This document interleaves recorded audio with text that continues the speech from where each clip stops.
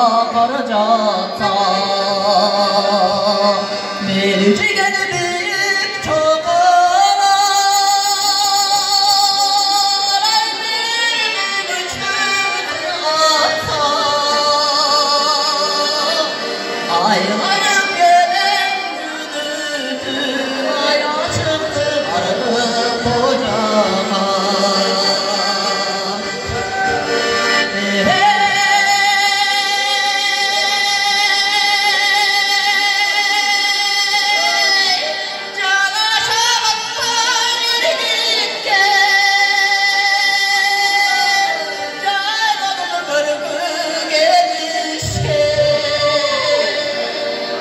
Caylarından kumar kınay seni boludum tolup verişti. Caylarından kumar kınay seni boludum tolup verişti.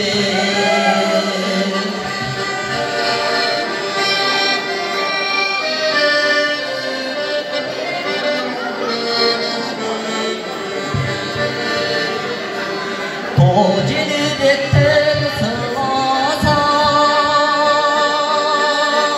Tolunday cünür hayradan Topularını umulan Ay korkunu cından hayradan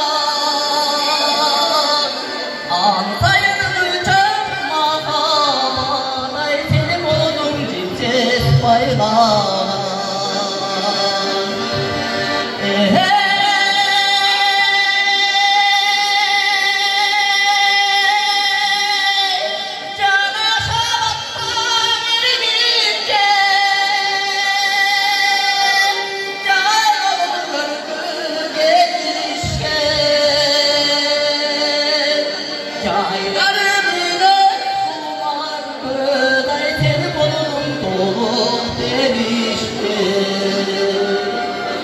Caylarımdan kumar kınay seni buldum tolup verişti.